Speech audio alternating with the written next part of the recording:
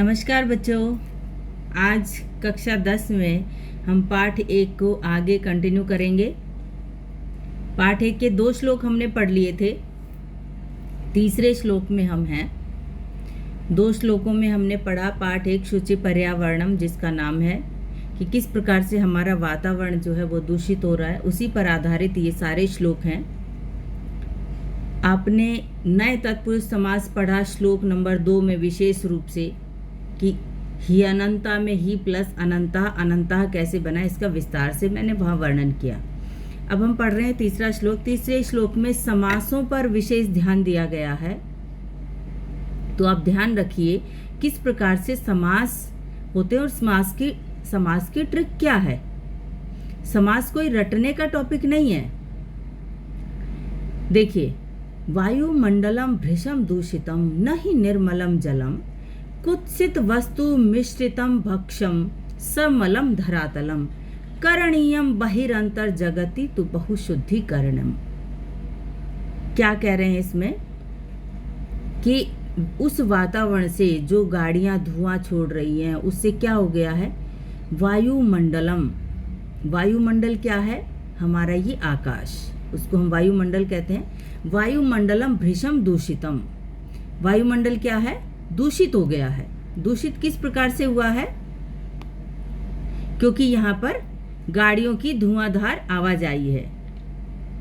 अब वो तो एक अलग चीज है जिसे हमने समझना है, लेकिन हमारा पूरा फोकस किस पे होगा कि व्याकरण में समास कैसे बना, कौन सी विभक्ति लगी, इसको हम ध्यान में रखेंगे। अब जैसे है वायुमंडलम, वायु का मंडल, वायु का में कौन सी विभक्ति है? षष्ठी विभक्ति। अब उकारांत शब्द रूप कैसे चलेगा? वायु वायु वायवः।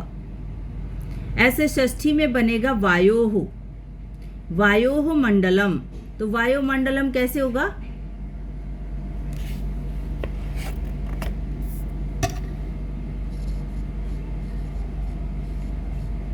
वायोः मंडलम, ये हो गया हमारा समास। वायु का मंडल, वायु का मंडल कैसे बना? क्योंकि अर्थ ही हम षष्ठी विभक्ति में ले रहे हैं वायु का। तो जब वायु का अर्थ लिया तो षष्ठी विभक्ति लगा दी। और अगर इसका समस्त बनाएंगे तो वायु हो शब्द रूप का मूल शब्द रूप ले लेंगे। वायु षष्ठी विभक्ति का रूप है तो मूल शब्द रूप में बनता है वायु, मूल शब्द रूप है। तो वायु के साथ मंडल को जोड़ दिया तो वायुमंडलम, जैसा कि हमारा लिखा हुआ है वो बन गया। तो ये एक ट्रिक है कि आप अर्थ के आधार पर जाएं। अभी समास को हम क्या कह देंगे? षष्ठी तत्पुरुष समास कहेंगे। वायुमंडलम भृशम दूषितम, भृशम का अर्थ अत्यधिकम, बहुत अधिक, दूषितम दूषित हो गया है। अब ये एक बात कही, इसी में यहाँ मैं प्रश्न पूछ रही हूँ आपसे ताकि आपको ये एकदम क्लियर हो जाए कि वायुमंडलम कीदृशम जातम, वायुमंडलम दूषितम जातम। किम दूषितम जातम? वायुमंडलम दूषितम जातम। न ही निर्मलम जलम, न ही का अर्थ यहाँ पर नहीं से नहीं है, निश्चय ही कि जो बात कही है वो तथ्य के साथ सिद्ध है। न ही निर्मलम जलम, निर्मलम जलम न अस्ति, अस्ति यहाँ है नहीं लेकिन इसको समझ लेंगे कि निर्मलम जलम नास्ति, न अस्ति नहीं है। किम नास्ति? निर्मलम जलम नास्ति। अब देखिए, निर्मलम में अपने आप में एक समास है और निर्मलम जलम में भी समास है। अब निर्मलम जलम में क्या समास होगा? निर्मलम का पहले सीख लेंगे। मलस्य अभावः, अव्यय भाव समास है। मलस्य अभावः। जब भी हमारे पास निरुपसर्ग आ जाता है ना, निरुपसर्ग, देखिए इसमें निर्मलम में निर उपसर्ग है। ये निर प्लस मलम ऐसे बना है। मलम के आगे निर उपसर्ग है, इसको उपसर्ग कहते हैं। ये निर उपसर्ग है। इसका जब हम अर्थ लेंगे तो निर को हमने अभावः में बदल देना है। संस्कृत में क्या हो जाएगा? अभावः। कस्य अभावः? मलस्य अभावः। जिसमें मल ना हो, मल का अभाव हो तो उसको हम कहते हैं निर्मल। ठीक है, मल से रहित है। अब ये हो गया निर्मक्षिकम मक्षिकाणाम अभावः, निर्जनम जनानाम अभावः, एक ऐसा स्थान जहाँ कोई भी आदमी नहीं होगा उसका अभाव है, तो उस स्थान को हम क्या कहते हैं? निर्जन स्थान कहते हैं। तो निर्मलम जलम, अब निर्मल जलम, निर्मलम को अगर हम जलम के साथ जोड़ दें तो निर्मल जलम बन जाएगा। जलम की विशेषता क्या है? निर्मलम। जल कैसा है? निर्मल। और ये कह रहे निर्मल नहीं है, न आया ना, न निर्मलम जलम, निर्मलम जलम नास्ति। निर्मलम जलम में कर्मधारय समास हो जाएगा। ये पूरा का पूरा, अब निर्मलम की मैंने अलग से व्याख्या की, ये है निर्मलम जलम। इसको पूरे निर्मलम को आप एक शब्द मानेंगे, निर्मलम पे से ये विभक्ति हटा देंगे तो ये बन जाएगा निर्मल जलम। ये कर्मधारय समास है। कर्मधारय समास की क्या पहचान होती है? जिसमें विशेषण विशेष से संबंध बताया गया हो। कल भी मैंने बताया था, लेकिन यहाँ पर भी कर्मधारय समास में विशेषण विशेष से क्या है? जलम है। जलम की विशेषता है निर्मलम, तो निर्मल जलम ये बन जाएगा। आपने निर्मलम पे से विभक्ति हटा देनी है। अब यहाँ पर न भी आया है तो ये क्या कह रहे हैं कि निर्मलम जलम न अस्ति। आप इनको ना नोट डाउन करते जाएंगे, क्योंकि मेरे पास स्पेस कम होता है तो मुझे ये बार बार इरेज करनी पड़ती हैं चीज़ें। तो आप साथ साथ इनको लिख लेंगे तो आपको ज़्यादा लाभ होगा। आपकी कलम से कोई भी चीज़ पर आप तब विश्वास करेंगे जो आपके हाथ से, आपके कलम से आपके पेपर पर उतर जाती है, वो दिमाग में सीधे चली जाती है, आपका ध्यान केंद्रित करने में ज़्यादा सहायक होती है। तो पहली लाइन का हमने अन्वय किया, अब इसका अन्वय देखते हैं क्या होगा। नंबर 1, वायुमंडलम। वायुमंडलम भृशम दूषितम, निर्मलम जलम, निर्मलम जलम न। ही का अर्थ पहले ले लें या बाद में ले लें, इस ही से आपका कोई विशेष अर्थ नहीं है। अंत में क्रिया आपको खुद से जोड़ देनी है, क्योंकि ये क्रिया आपको भावबोधनम में लिखनी आएगी। भावबोधनम में जो ब्लैंक भरने आएंगे ना, वो इनकी संस्कृत की ही सरल संस्कृत व्याख्या होगी, श्लोकों की ही। उसको कहते हैं भाव। की कहने का भाव क्या है कि अत्र अस्मिन धरातले। अब अस्मिन धरातले तो यहाँ कहीं दिखाई नहीं दे रहा है, वो अपने आप से जोड़ लिया जाएगा कि हम कहाँ की बात कर रहे हैं। हम इस धरातल की बात कर रहे हैं, इस धरती की बात कर रहे हैं, इस महानगर की बात कर रहे हैं। तो महानगरे वायुमंडलम भृशम दूषितम अस्ति कुत्रापि। अब कुत्रापि भी यहाँ नहीं है, वो मैंने अपने आप से उसका संस्कृत में व्याख्या कर दी कि कुत्रापि निर्मलम जलम अत्र नास्ति। यहाँ पर कहीं पर भी निर्मल जल नहीं है। ये तो जल की बात हो गई और वायु की बात हो गई पहले वाली लाइन में। दूसरे में अब देखिए, यहाँ से ना दो बातें अलग हुई हमारी। यहाँ पर इतने में अगर हम देखते हैं तो वायुमंडल की बात है, और इतने में यहाँ पर जल की बात की है। तीसरा है कुत्सित वस्तु मिश्रितम भक्षम। भक्षम कीदृशम अस्ति। कुत्सित, कुत्सित कहते हैं खराब। एक होता है सुपसर्ग और एक होता है कुत्सित। कुत्सित आता है खराब चीजों के लिए और सु आता है अच्छी चीजों के लिए। तो यहाँ पर आया कुत्सित। कुत्सित वस्तु मिश्रितम भक्षम। भक्षम कहते हैं भक्ष्य, जो खाने योग्य वस्तुएं हैं। हमारी खाने योग्य वस्तुओं में भी आप देखते हैं ना, कहीं यूरिया मिला हुआ है, कहीं केमिकल्स मिले हुए हैं। तो ये भक्ष्य जो हमारे खाने योग्य भोजन जो है, वो भी कुत्सित वस्तु मिश्रितम। मिश्रितम कहीं पर भी आएगा ना तो उसमें पंचमी तत्पुरुष समास होगा। तो हम कुत्सितेभ्यः वस्तुभ्यः मिश्रितम ये समास कर देंगे। यहाँ पर कैसे किया? कुत्सितेभ्यः बहुत सारी खराब, वस्तुभ्यः मिश्रितम।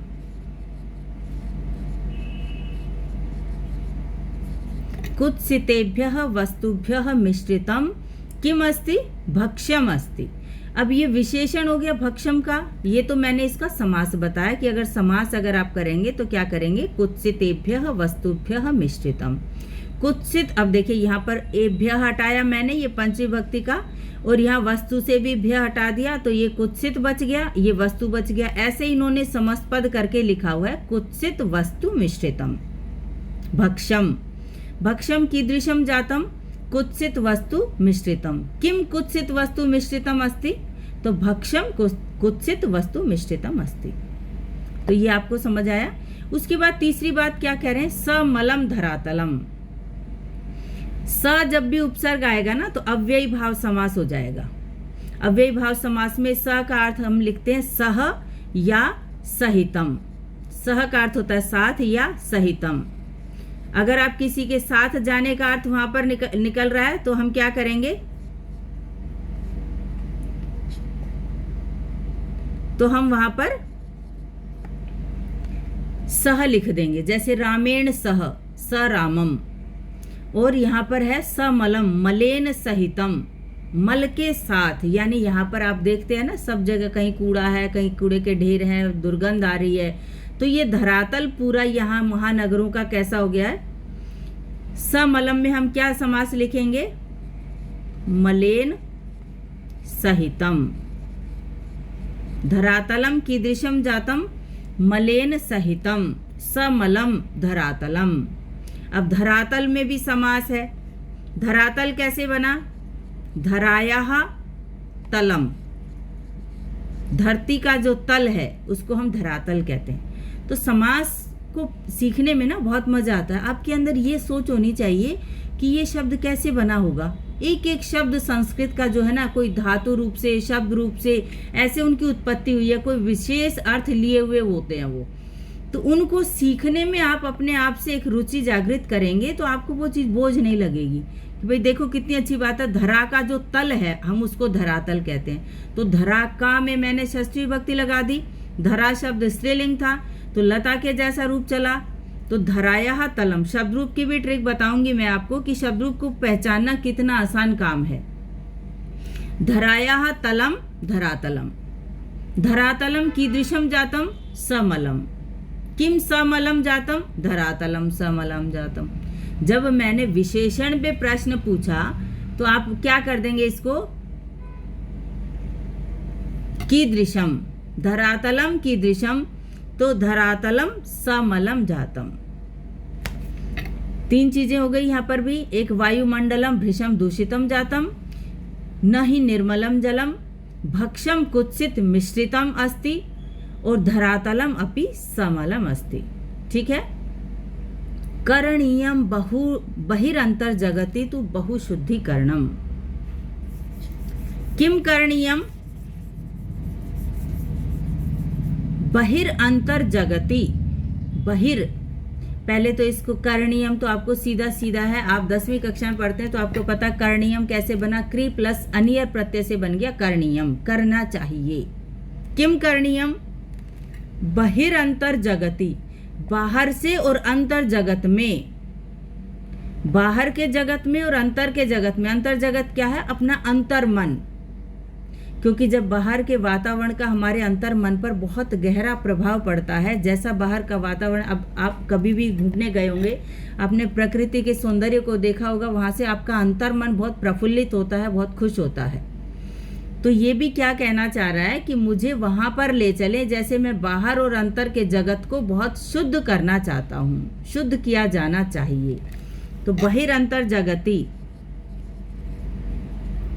बहि प्लस अंतः प्लस जगति। ठीक है। बहिर के र को विसर्ग कर दिए मैंने, कल भी मैंने पढ़ाया था कि यहाँ विसर्गों को र हुआ है। फिर वही नियम आ गया, विसर्ग से पहले ह में जो ई है वो अंतिम स्वर है। अ और आ को छोड़कर, यदि विसर्गों से पहले अ और आ को छोड़कर अन्य कोई स्वर आता है तो विसर्ग को र हो जाता है।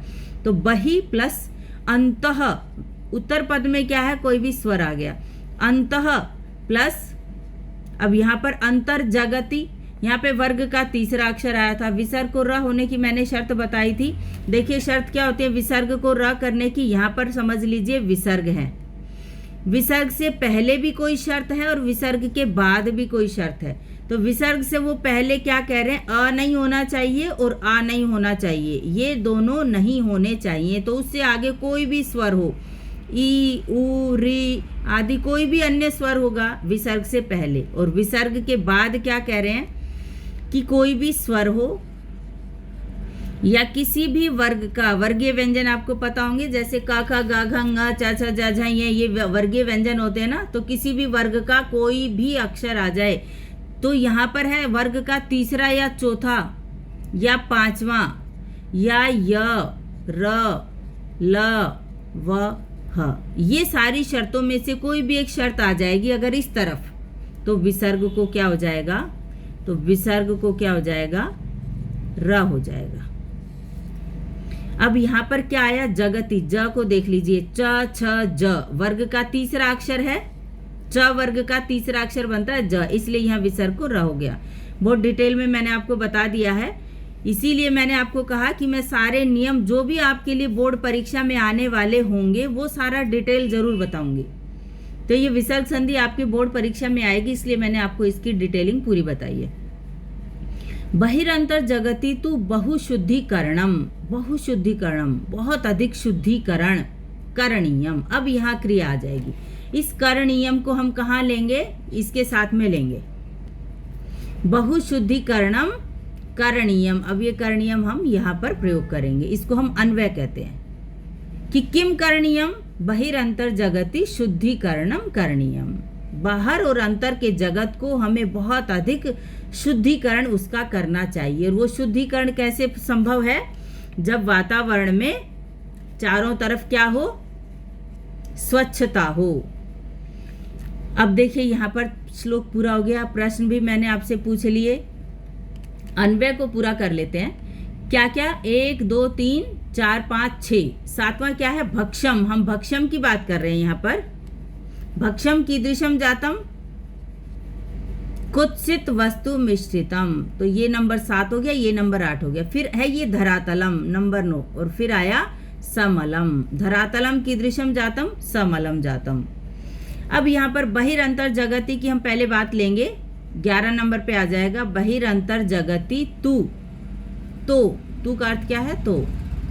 बहु बहुत अधिक, ये अव्यय शब्द हैं, 13 हो गया। बहुशुद्धिकरणम 14, और अंत में आ गई क्रिया 15। ऐसे इनका हमने अन्वय किया। शुचि पर्यावरणम, अंत में शुद्ध पर्यावरण ही हमारी एकमात्र शरण बची है, हमें वहीं पर जाना चाहिए। तीसरा श्लोक आपको समझ में आया बच्चों।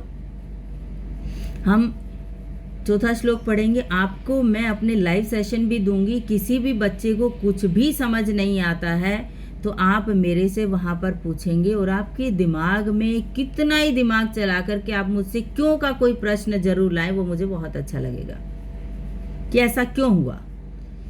चलिए चलते हैं चौथे श्लोक पर। कंचित कालम नय माम अस्मान नगरात बहुदूरम। कंचित कालम, अब वो इतना परेशान हो चुका है। कंचित कालम, कुछ समय के लिए। देखिए कंचित कैसे बना, कम प्लस चित। चित लगाने से एक शब्द जो है वो अनिश्चयवाची बन जाता है। कम प्लस चित, कम कहते हैं किसको, चित किसी को भी या किसी भी समय को। अब यहाँ काल से बात हो रही है कि किसी भी समय, जैसे कश्चित, कश्चित से समझा देती हूँ मैं, इसमें होता है कह प्लस चित।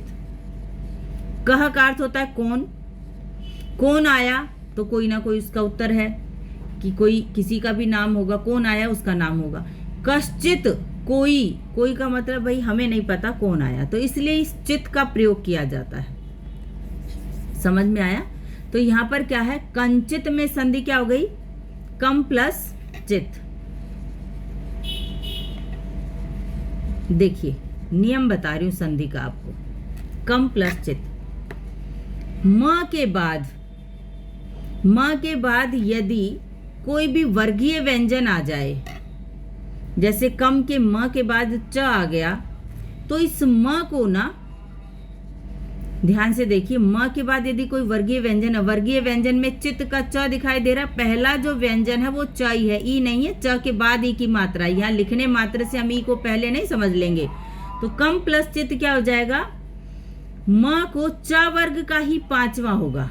ये म क्या कह रहा है कि मैं यहाँ पर नहीं रह सकता, मैं अपने ही वर्ग के 5वें व्यंजन में बदल जाऊंगा। ये अपना वर्ग क्या है, यहाँ पर ये जो सामने इसके पड़ोस में च दिख रहा है, ये च वर्ग का ही 5वां बन जाएगा। तो च छ ज झ य, ऐसे बनाइए कंचित। य आधा आ गया, और आधा अक्षर संस्कृत में जब भी हो जाता है तो छोटी की मात्रा अगर है तो उसके आगे से जाती है। ये नियम तो हमें छोटी सी कक्षाओं में पढ़ा दिया गया था, इसलिए ऐसे बनाइए कंचित। ठीक है, जैसे हमारे पास है चम प्लस चलम, तो इस म के बाद च वर्ग का जो 5वां व्यंजन है वही हो जाएगा म को, तो क्या बन जाएगा, चंचलम। ठीक है, ये भी व्यंजन संधि है। आपको ये नियम मैंने सिखा दिया यहाँ पर कि म को उत्तर पद में अगर कोई वर्गीय व्यंजन आ जाए तो उसी वर्ग का 5वां हो जाएगा। आगे भी कहीं आएगा तो मैं वहां पर भी अभी दिखाऊंगी थोड़ी देर में। अभी इसी में देख लिए, यहाँ पर है माम अस्मान नगरात, ये माँ को नहीं हुआ है लेकिन ये हुआ है पहले को 5वां। ये माँ को उत्तर पद के वर्गीय का 5वां व्यंजन हुआ और यहाँ पर आगे जब आएगा वो होगा पहले को 5वां। तो ये माँ को 5वां है, माँ को 5वां आप सीख लेंगे। सीखा आपने, चलिए आगे चलते हैं। कंचित कालम नय, नय कहाँ बनता है आप जानते हैं?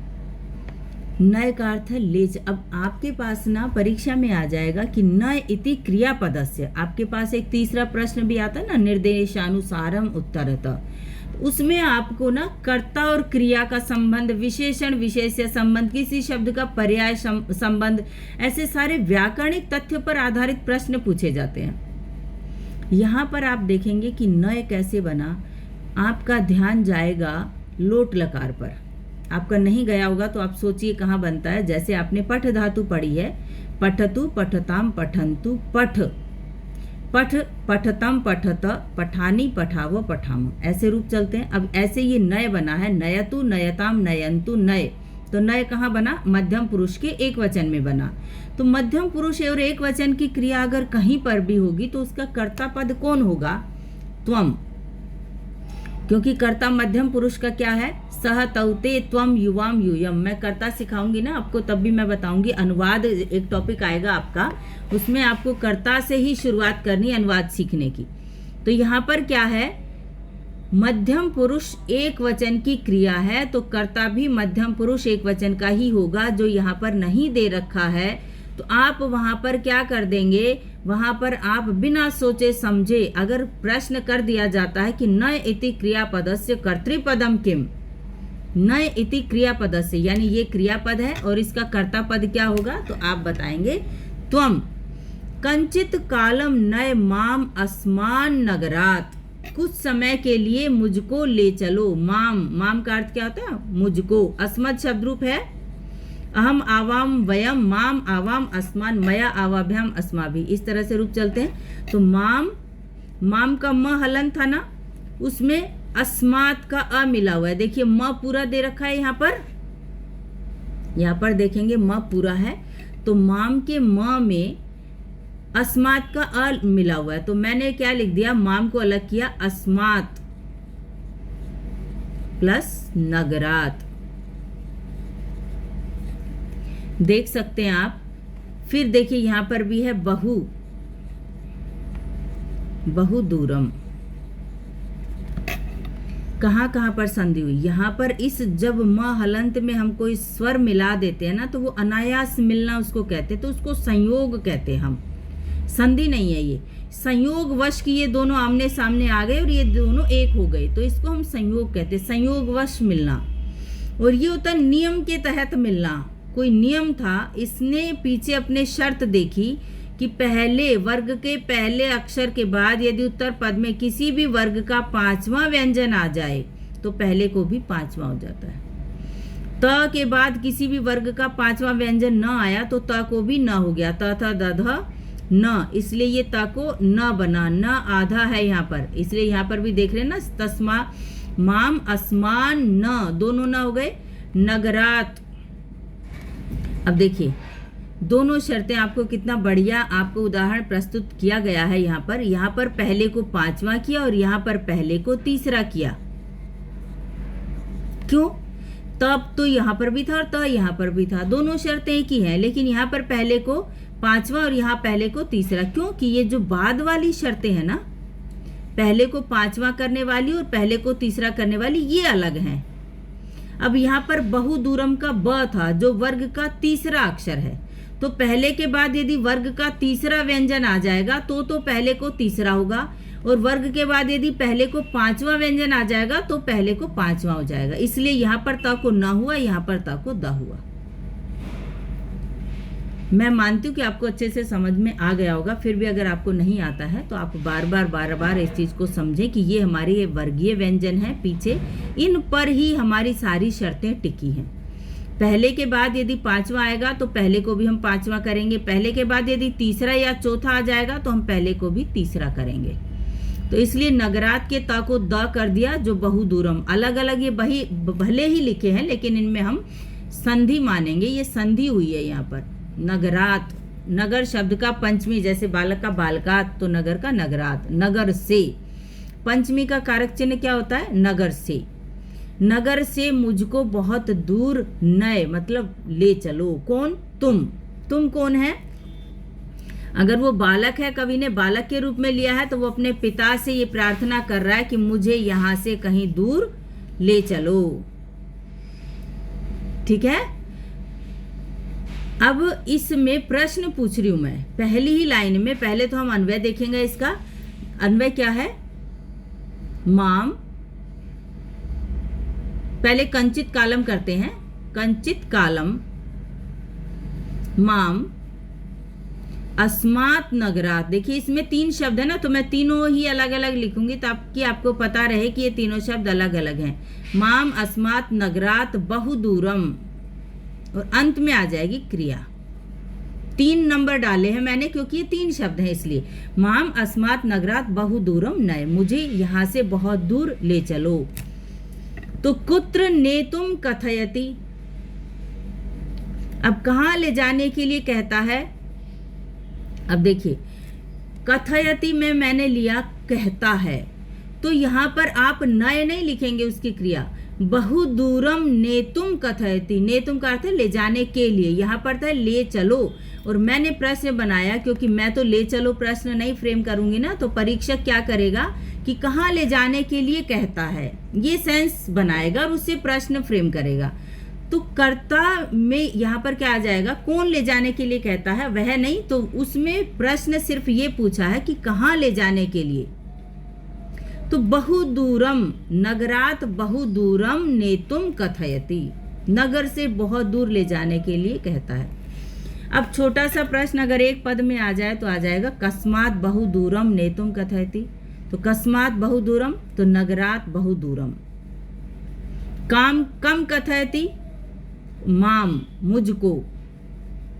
कदा नेतुम कथयति, कहाँ ले जाने के लिए कहता है? तो कंचित कालम, कुछ समय के लिए, मुझे बहुत दूर ले चलो। बहुदूरम अति दूरम, बहुत दूर ले चलो। समझ आ गया होगा। चलिए अगली लाइन देखते हैं। प्रपश्यामि ग्रामांते निर्झर नदी पयः पुरम, उसको एक सपना दिखाई दे रहा है कि उसने पहले भी वहां गया है अपने गांव में, तो उसी गांव में वापस लौटना चाहता है और यहाँ किशोर शराबे से वह दूर जाना चाहता है। प्रपश्यामि, पश्यामी का ही प्र उपसर्ग लगा दिया तो अर्थ यही रहेगा। प्रपश्यामी मतलब बहुत अच्छे से देखना चाहता हूँ। प्रपश्यामी देख रहा हूँ क्या? ग्रामांते, ग्रामस्य अंते।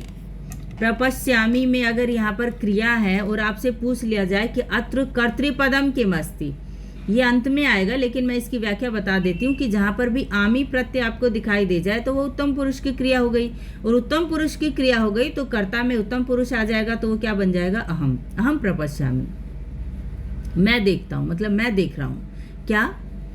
ग्रामांते, ग्रामांते में समास क्या किया मैंने? ग्रामस्य अंते, गांव के अंत में। गांव के अंत में यानी सीमा पर, क्योंकि किसी भी गांव के बाहर आप देखेंगे तो एक जंगल जरूर होता है जहां पर हरे भरे वृक्ष होते हैं, खुली हवा होती है, आसमान साफ होता है, वहाँ एक तालाब भी होता है, नदी होती है, झरने होते हैं। तो ऐसे गांव के अंत में यानी गांव की सीमा पर, अंते में, यहाँ पर अंत में सप्तमी विभक्ति लगाई है तो ग्रामस्य अंते ये समास हो गया ग्रामांते। अब देखो समास की ट्रिक बता रही हूँ। समास में जब भी तत्पुरुष समास होगा तो क्या होगा? स्य हटा दिया हमने यहाँ से, गांव के, मैंने अर्थ लिया था गांव के, तो के में का के की षष्ठी तत्पुरुष समास था तो मैंने षष्ठी विभक्ति लगा दी। बहुत आसान काम है। तो ग्राम अंते, अब ये दोनों शब्द हमने जोड़ने हैं यहाँ पर, ग्राम और अंते। जब हम इसका समस्त पद बनाएंगे तो हमारे पास से तो हमने हटा दिया, ग्राम और अंते। समास का ये नियम है, अगर आपको आमने सामने कोई संधि का नियम दिखाई देता है तो आप उसको जोड़कर ही लिखेंगे, ग्राम अंते नहीं लिख सकते। अब यहाँ पर सबसे पहले सबसे पुरानी संधि आती है दीर्घ संधि। तो म के अंत में जो अ था और अंते का अ, दोनों मिलकर क्या बन गए, आ। अब ये म में से हमने अ तो ले लिया, अब ये आ जो बच गया ये कैसे किस में मिलेगा, ग्राम के म हलंत में मिल जाएगा। ग्राम का म हलंत है और ऐसे है ये। अब इसका जब हम वर्ण संयोजन करेंगे तो आ इसमें मिल जाएगा, तो ये बन जाएगा ग्रामांते। इसलिए इन्होंने ग्रामांते लिखा। इसका हमने समास कर दिया क्या, ग्रामस्य अंते, गांव के अंत में। क्या है, यानी गांव की सीमा पर क्या है, निर्झर, निर्झर कहते हैं झरना, नदी, पयः पूरम नदी, पयः कहते हैं जल, पयः पूरम, पयः में ना फिर से एक बहुत विशेष बात बताऊंगी, अभी पहले इसका समास सीख ले। पयः पूरम, पयसा पूरम। पयः शब्द का अर्थ होता है जल और पयः शब्द अपने आप में नपुंसक लिंग है, तो इसके रूप चलते हैं पयः पयसी पयांसी, पयः पयसी पयांसी, पयसा पयोभ्याम पयोभी, ऐसे रूप चलते हैं इसके। तो पयस शब्द है, शब्द रूप क्या है यहाँ पर, पयस। अब यहाँ पर प्रथमा में बना है पयः, पयः पूरम, लेकिन इसका जब हम पयस से विसर्गों को र हुआ, र को स, ये प्रक्रिया बहुत गहरे व्याकरण की है जो आपको अभी इसकी जरूरत नहीं है। आप सीधा इतना पढ़ लें कि जल से मैंने बनाना है, तो जल से बनाने के लिए हम यहाँ पर क्या कहेंगे, पयसा, पयसा पूरम। तृतीय विभक्ति में हम समास करेंगे इसका, जल से भरा हुआ है। से का अर्थ यहाँ पर सहायता ली गई है, जल की सहायता से वह भरा हुआ है।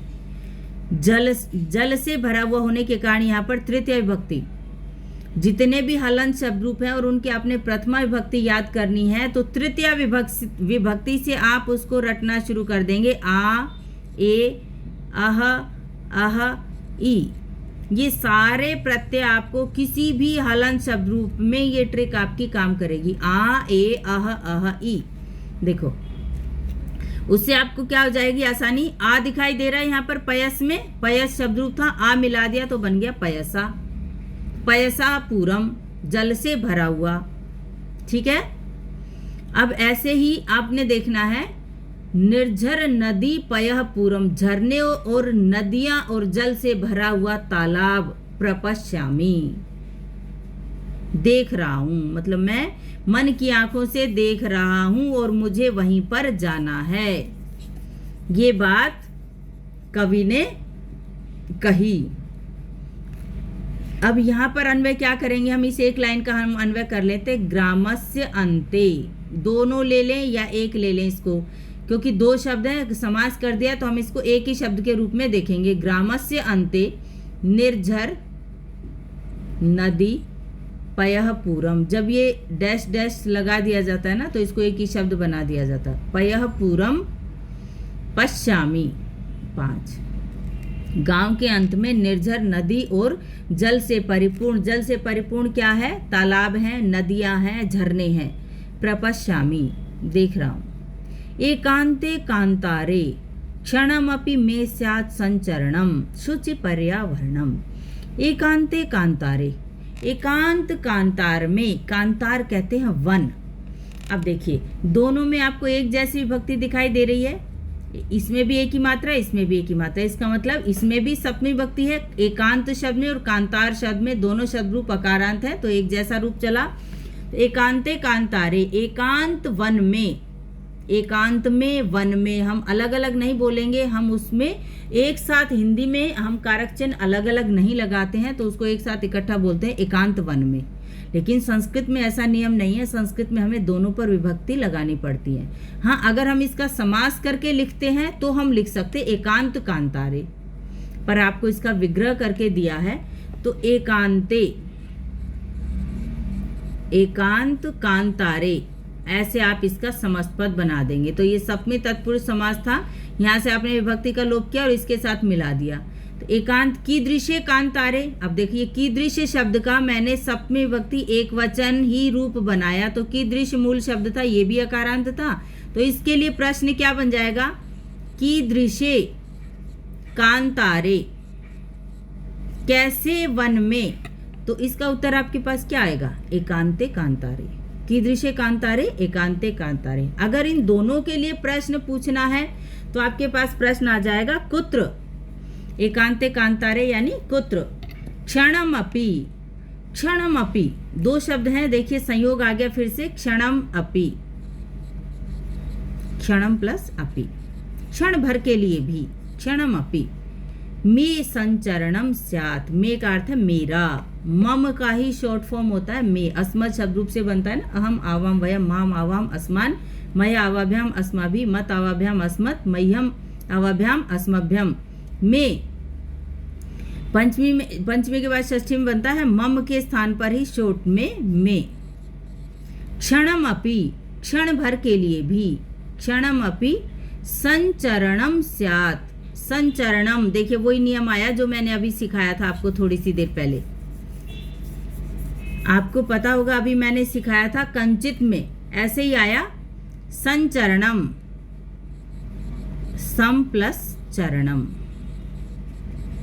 मां को च वर्ग का ही पांचवा हो गया तो हमने लिखा संचरणम। संचरण कहते हैं भ्रमण, भ्रमणम। मम संचरणम स्यात्, क्षण भर के लिए, एकांत कांतारे, एकांत वन में क्षण भर के लिए भी मेरा भ्रमण हो जाए। स्यात् अस धातु से बनता है विधिलिंग में, स्यात् स्याताम स्युः, तो स्यात् प्रथम पुरुष एक वचन की क्रिया है, विधिलिंग में हो जाए, होना चाहिए। क्षण भर के लिए भी मतलब मुझे कुछ पल ही ऐसे मिल जाएं जो मैं खुशी से वहां पर बिता सकूं। आपको श्लोक समझ में आया? अगले वीडियो में मैं आपको 5वां श्लोक, क्योंकि ज़्यादा लंबी वीडियो फिर अपलोड करने में थोड़ी सी समस्या आ जाती है, तो मैं अगले वीडियो में आपको इसका अभी 5वां श्लोक, इसमें भी समास पर विशेष ध्यान दिया जाएगा। इसका अन्वय और एक बार हम देख लेते हैं। लास्ट लाइन का अन्वय बचा है क्या, एकांते कांतारे, एकांते कांतारे में मेरा। क्षणम अपि, क्षणम अपि में भी दो शब्द थे, क्षणम अपि।